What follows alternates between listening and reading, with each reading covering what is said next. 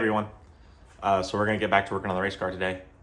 Our plan for today is one, I want to degrease the chain, and then I bought a little bin right there.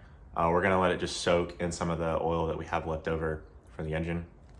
Let that sit for probably a week, and then yeah, just so it can be ready and lubed up and stuff before we put it back on the car. And then the bigger thing today is we're gonna work on the fuel delivery. So we're gonna take the fuel rails off, all the injectors. Our injector test kit came in.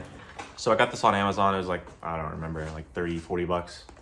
And basically you hook this up to a battery and then you can put these in the leads of the injector, and it will pulse the injector so that you're not burning up the solenoid that is in the actual injector, which is good.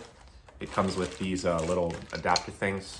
So you can get carb clean or something. I have just carb clean, and we're gonna put it in the end, and then you'll just spray out the injector, hopefully getting rid of all the debris and stuff that sits in there, and getting a nice even spray pattern. So that's what we're gonna work on. We're gonna start with this chain though, like I said. So get to that. So for reference, everyone, this is what the chain looks like before. Ton of grime and stuff on it. And we're gonna try and get most of this stuff off before we start letting it soak in the oil. So here we go.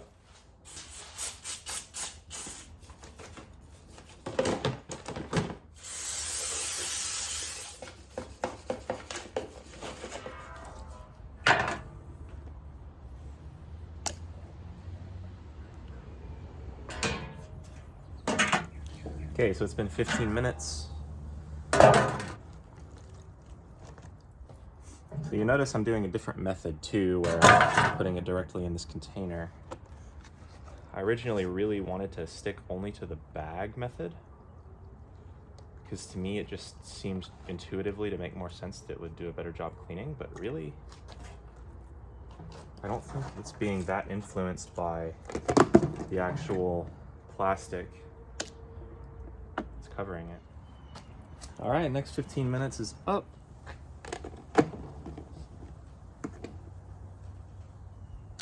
I'm gonna give this thing one final wipe here to kind of get the last little bit of this dirt off.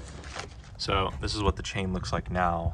You can still see some really stubborn dirt that's still on there, but I'll throw a before and after on screen to really show the difference. It's, 100 times better probably. This is the same oil that you were using for the engine. We're just gonna let this stuff soak really well. So we'll get this covered, and that's just gonna sit like this. Now it's time for the main event. So before we do that, we gotta drain the fuel, at least out of the fuel rails.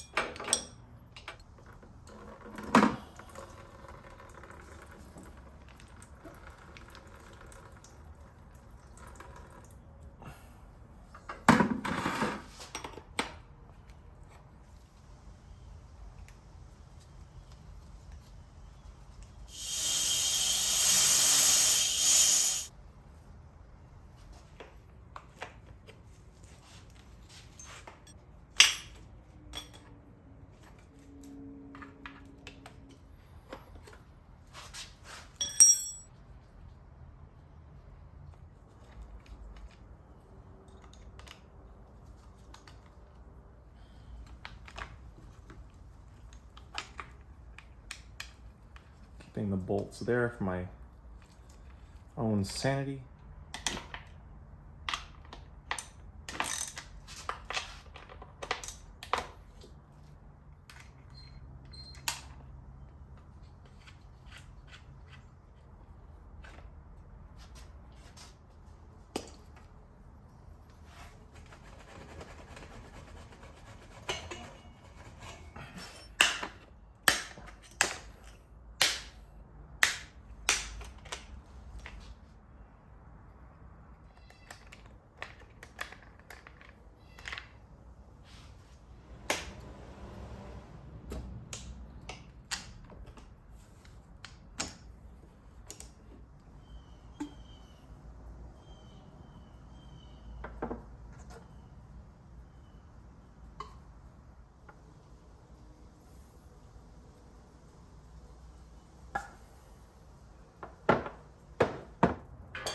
the fuel rails, they're kind of hard to clean.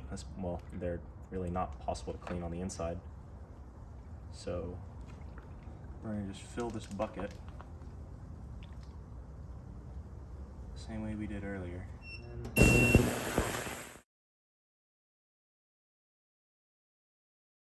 All right, so the method we were gonna use originally to clean that was pretty much a resounding failure. No matter what I could do, I couldn't get this plastic thing. The plan was to get this little plastic thing that came in the kit. I couldn't get the O-rings to seal to this, and even if I did get it to seal once, and then it just blew the O-ring out, even with me holding it. If I'm holding it and trying to push it in there, probably gonna knock it slightly off at an angle, and then it doesn't seal the O-ring anyway.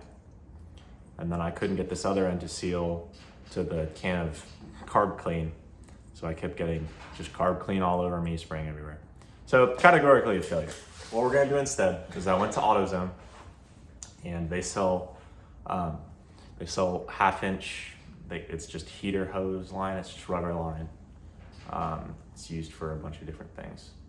And I bought a foot of it, and then I cut off just what I needed. This is probably 2 inches or so.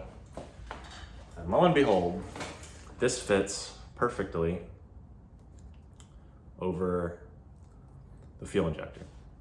So I'm gonna put a hose clamp on it, tie it down, and then on the other end, I have a little rubber stopper, which I got from Home Depot. It's 9/16 of an inch, so I'll put this in, I put it in. And I have some clear epoxy, also from Home Depot. So I'm gonna take one of the little red straws that comes with the carb clean, put it inside, drill a hole for it, put it inside, use the epoxy to seal it up, and to glue the little rubber stopper into the hose as well. I don't know if it'll need it just because these are designs to not come out of hose like that, but I figure we already have the epoxy anyway, might as well do it. So then we're gonna try this again, and it should work, so anyway. All right, it's been a pretty long week of me trying to figure out how to do this next part, which is unclogging the fuel injectors. So I found that 5 of the 8 fuel injectors were stuck closed. And I've been struggling trying to find a way to open them back up. You can probably hear, this was the cylinder number 2 bottom rail fuel injector, and it's actually open right now. So basically my end solution, after trying so many different things, was just to put it in a vise like this with it on so that the solenoid was, opening and closing. Let's turn that off for now. And then just hitting it with a screwdriver, just banging on it. So seems like a bit of a caveman technique for me, but it works, so.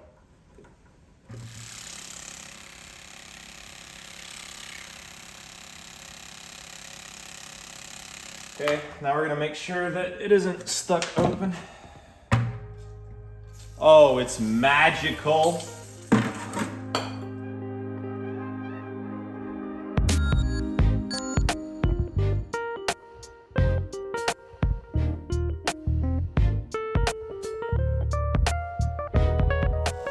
All right. So I thought I would let y'all join. Instead of a time lapse via me actually talking you through this for the last fuel injector. So yeah, some of them are just clogged shut, or I don't know if there's some debris that got stuck in there and stuck the solenoid closed or what. But you have to beat the crap out of some of these things to get them to open up. I'm gonna plug this injector up. I know this one's clogged from earlier. So kind of strategy I've employed is to remind it of what just happened to its friends, and then see if it wants to cooperate, and it won't, it's clogged shut. So we just kind of take the screwdriver and beat the crap out of it.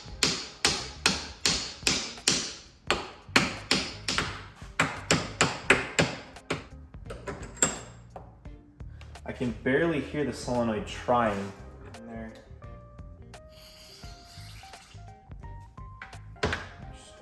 going to town.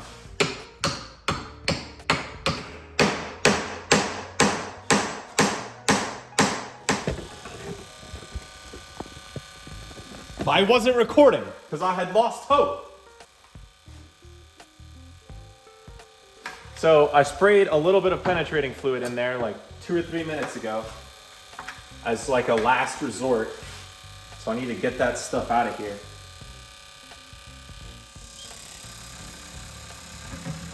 It's a miracle. All right.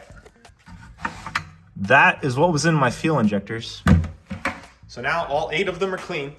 I went ahead and bought some new seals, little O-rings that go on them. So we're gonna install those and then we'll put it back on the car.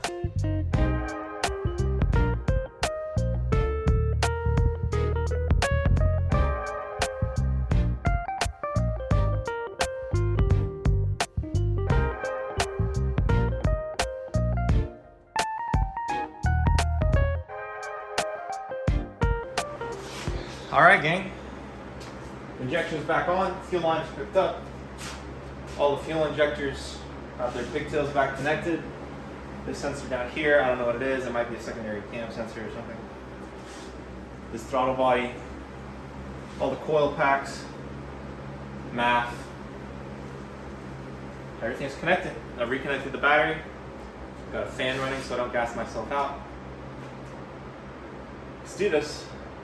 I'm gonna start it from this side. Let's see the fuel pressure.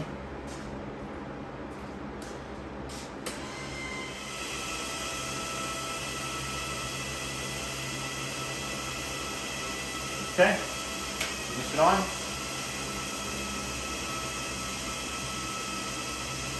Oh God.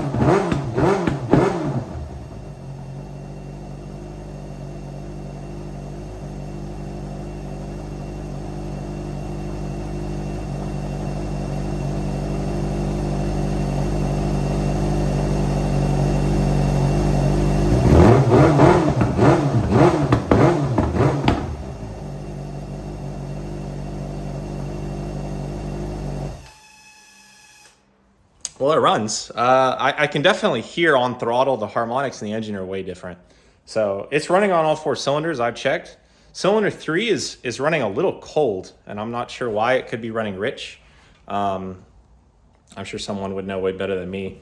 But yeah, the plan is to get it tuned anyway. So I'm still looking at where I'm going to do that. I have an idea, but yeah, I mean, cylinders 1, 2, and 4 were all at about 650 degrees Fahrenheit, and cylinder 3 was about 420 or so. So as far as why that is, I'm not exactly sure. It could just be running rich, but I mean, it seemed to fix it. It definitely sounded way different on throttle. It seemed more responsive as well. So, it's going to help it. I think I'm gonna leave this video here. It took me a while. It's now Wednesday night, to figure out why, I couldn't get the fuel injectors figured out, but we'll figure it out. We're going to keep working on it, and I'm going to leave this video here. So I'll see you in the next one.